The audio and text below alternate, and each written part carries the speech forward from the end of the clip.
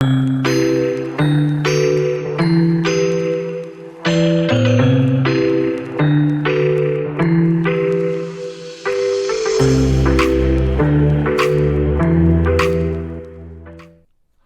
to the third episode of the Can We Talk podcast. I'm Cam Houghton, joined by Finley from FH7 Media, and this episode is titled Building, where we're going to discuss the building of our platforms.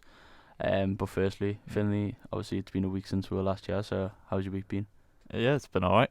Been away, went to Peterborough, did a match report. Unfortunately, the game was 0-0, so not an exciting one, but it had to be done. But yeah, it's been a nice chill week. Yourself? Not bad. Nothing really on the interviews and the match reports, but in terms of the business, obviously, that we're going to get into, there's been quite a bit going through the website. I've just had word this week that I can put photos on. Yeah, Start that's my good. photography one, so that's all good so far. But hasn't been a bad week. Yeah, nice to hear. Nice. So yeah, like I say, this episode's called Building, and it's based off how we've built from where we started to where we are now. Firstly, let's talk about. Obviously, I know that me and you both have a website. So firstly, I want to talk to you and just ask, what was it like going through the process of building the website, like your ideas and like actually building it? It was tough.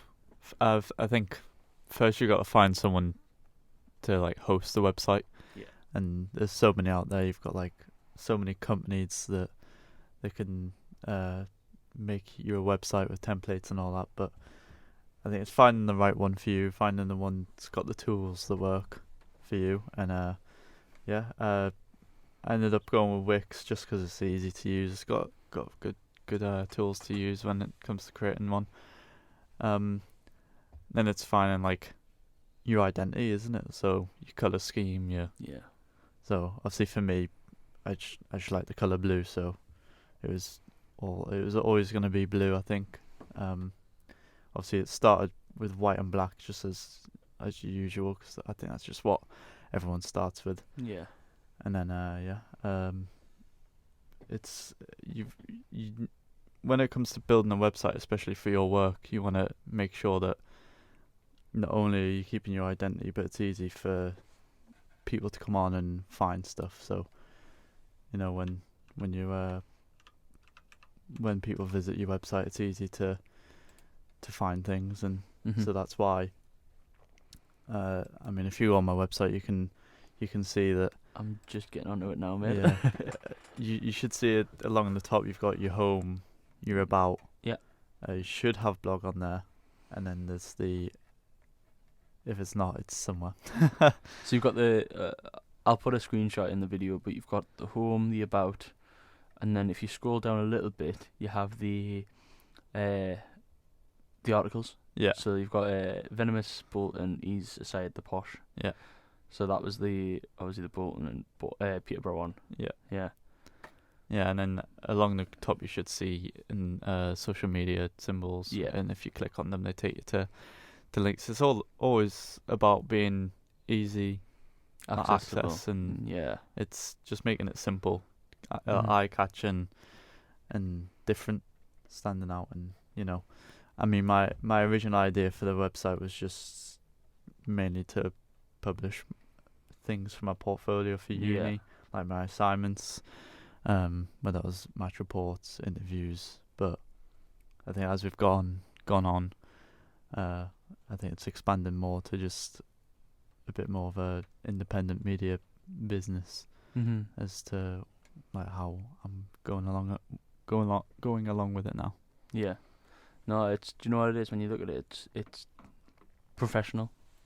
So obviously in the about section you've got a bit about you. Yeah. You just want to make sure people have got a good background on yourself as well. So with the about they know page, who they taught. they the want content's from. Yeah, they can connect with the person who's actually writing the stuff. Because when it comes to writing, it's hard because it's not like video where you can hear the voice or see the person's face. It's just words, and sometimes words can be misconstrued or taken the wrong way. And I think the about page is just important to make sure that the audience who do read make sure that like they can get an image of when they're reading who this person is, who the author is, what their views are, and what their background is. Yeah, totally.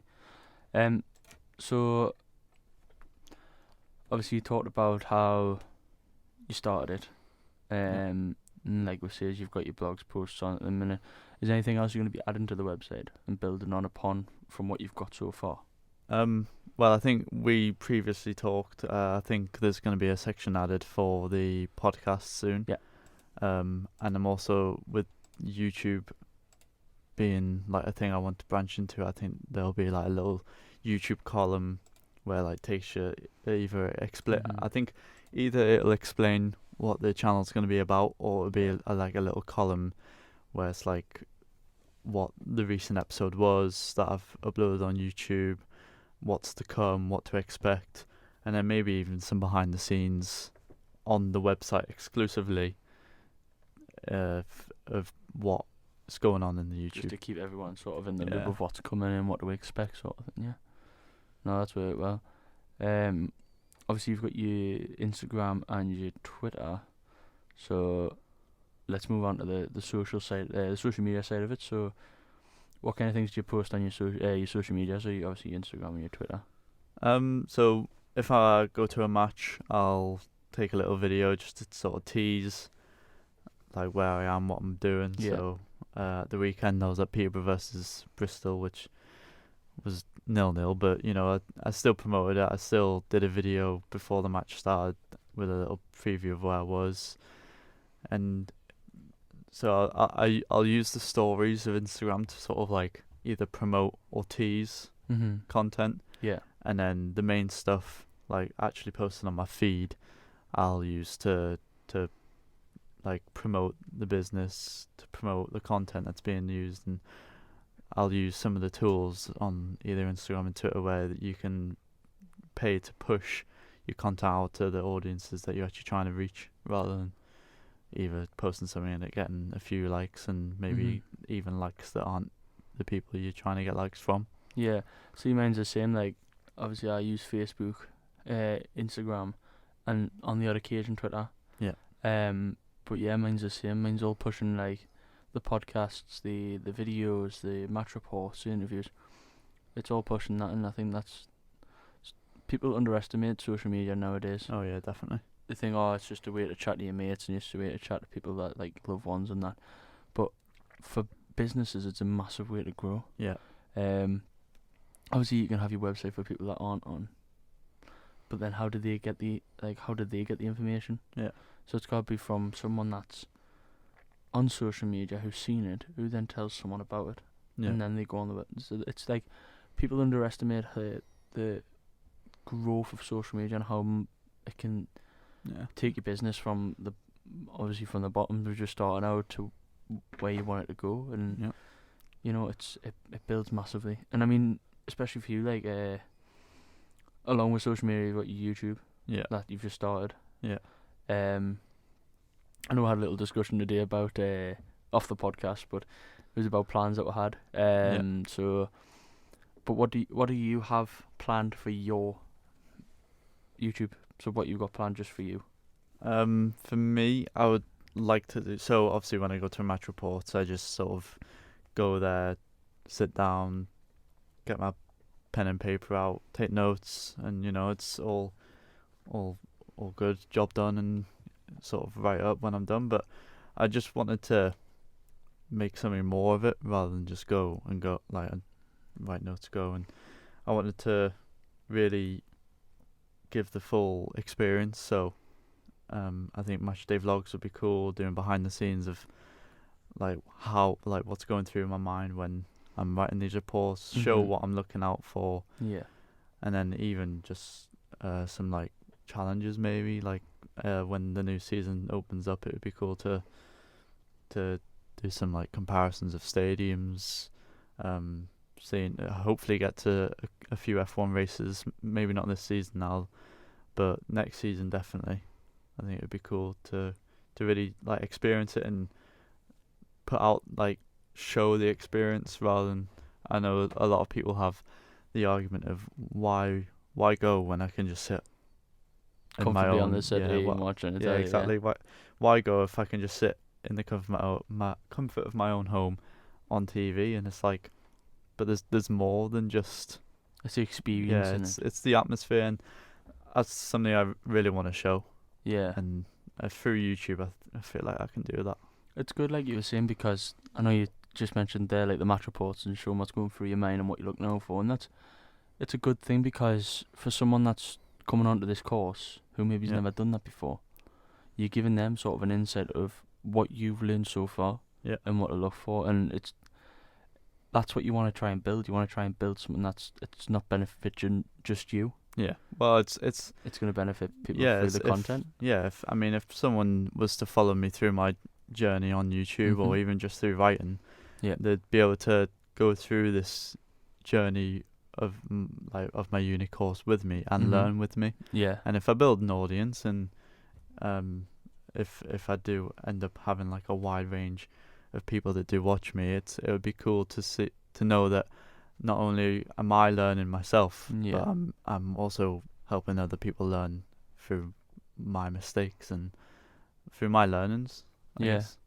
It's a massive thing. It's a massive thing. And that's sort of thing that I want to do in mine as well. Like you mentioned, like challenges and like Yeah. doing certain things behind the scenes and stuff. That's the kind of thing that I want to put out, because it's giving people that experience as well. Yeah. And it benefits a lot. And I'm gonna mention it because I have to. We Oh. mentioned about the challenge that we were gonna do. Yeah. Yeah. So basically, what we were thinking was, and correct us if I'm wrong. Yeah. But you go to one stadium. Yep. I go to the other. Yep. And we write about them, and we do videos about them, and we put in the video and compare them. Yeah. But the challenge that I really liked Okay. was the driving to. Yeah. So the challenge would be basically, because I drive, and Yeah. obviously you don't, so Nope. you'd be getting Public transport. Yeah. but I'd be driving down. Yeah. So a driving supporter to a game versus a fan who takes public transport. And I think that's a really great idea. Yeah. Because it shows the two perspectives and sees what is better. Well, yeah, you'll get the cost of travel, you get the conveniences of travel. You'll have, is the atmosphere different on public transport around fans than sitting in your own car driving Yeah. on the motorway? How much are you paying fuel against the train to get there and back? Yeah. How hard is it to find parking? How easy is it to walk from the train station to the stadium? Mhm. It would be cool. It's a really good idea. I think we definitely should go ahead with it. It's definitely gonna happen. Definitely gonna happen. So watch this space. Yeah. No, Definitely. it's a massive thing. I know I'm going back a bit, but I just want to talk about the websites a bit more, because Yeah. I mean, how are you getting on with yours? Anything new coming soon? mine's all right. I've got mine up at the minute. So obviously on mine, I've got, obviously because all the podcasts and stuff are going out on the Calm Out Media. Yep. I've put on mine that the teams are who's helping. So obviously there's you, there's Joe, Yep. and then there's Dylan, who does the music side. Yep. So these are all on there, and obviously there's a link to your website. But on there, obviously I've got the podcasts, the articles I've done. I have to get it up. We've got the videos, the YouTube videos up there. Yep. And we've got now, since this morning, we've got the photos up. Yep. So it's coming along quite well. I've just went for the standard. It's white and grey, like a light grey. Yeah. And it works quite well. But it's something that I want to keep building on. Yeah, It's built up quite well itself actually, but it's something that I want to keep building on and want to keep progressing with. And I think through all the stuff that we'll have planned, it's certainly going to get better. Yeah. Much better. I mean, we've still got 3 years of knowledge to attain, so Mhm. this is just the beginning. It is. Obviously, I know today was maybe the last day for a few of the lectures. Yeah. Going to the uni, how did you find the year with them two groups? You know what? I think we can both agree that the lecture we had first today, I think has helped us quite a lot. Yeah. I think from having study skills, I mean, as much as, sometimes we turn up and thought, could have done this online. What we're doing. Yeah, could have done this online. But I think overall it's been good. Obviously, we have our opinions on our assignments and stuff, but yeah, I think it's been good. It's been a learning curve, no matter how good or bad we've made it out to be. But I think it's definitely helped, and I mean, it's only made us hungrier than ever for September. So I think it's definitely set up well for September to come. And it's worked well because obviously with us being on the foundation, it's not just sports journalists like ourselves. You meet other people, so people who are doing creative writing, people that are doing investigative journalism, fashion journalism. So you meet different people and you get their different views and intakes on it, and it's good because it opens your eyes more. Yeah, it really does, yeah. And you could build an audience by just meeting these people. Yeah. You meet these people, you build the audience, you speak to them, you get their views, you write your articles, and then if they like what you do, they share it, and then they share it, and then it builds a bigger audience for you. So from them different sectors, I think it works really well. And like I said, it's meeting different people in it. Yeah, I mean, there's one person in that group I've not said to you yet, but I think we should get them on the podcast at one point. Oh. Obviously, we'll speak after, but I think is a Southern fan. No. Oh, a football fan. No. Oh, I think I know who you might mean. I don't know if you do. You know. Do you? All right. We'll speak after. But I think they're a lot more interesting than people what they think. Come across as. Like, so when you die, maybe. I mean, if they were to agree, I think it would be a good little, like, if we could get them to open up and, like, speak about what their ambitions are, I think that would be a little good. Well, by the time you've heard this, we might have already asked the person. Yeah. So if you've been asked and you're being mentioned now, say yes. Yeah. But no, I think going forward, the podcast, obviously we've got the Can We Talk, we've got the Have a Listen, and we've got the Can We Talk Sport now, which came out last week. Yeah. How did you find that? It was good. I think it was good that we branched the sport away from the original one. We didn't want to, like, infect this main one with sport, because I know some people will, be listening along, and then as soon as they hear sport, they're like, oh, God's sake, like, every podcast is sport nowadays. But and there's people that enjoy sport, but they don't want to listen to us talk about reality now. Exactly. So, and we're passionate about sport, so I thought it made sense to really make that separate and focus on it a bit more than just like a little section in the main. It did. It meant a lot. So obviously we've got the Can We Talk, Have a Listen, and the sports one. Yep. So obviously we're building on them platforms. Obviously we're on Spotify and YouTube. But I think because we've got the sport one, with us being sports journalists, obviously that's why we've done it. Yeah. This one I feel like now should just be anyone. Not like anyone, but no, yeah, no, I know what you mean. Just anything. What's going on in the world? But also like people that are like wanting to push themselves. Yeah, get people on, promote them. Find interest in people. Yeah.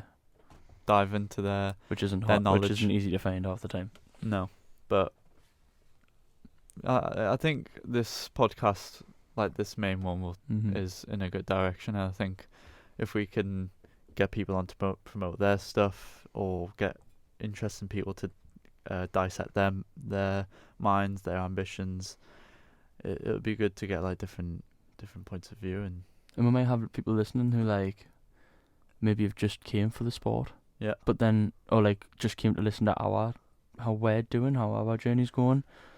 But then, say if we get someone from fashion journalism, Yeah.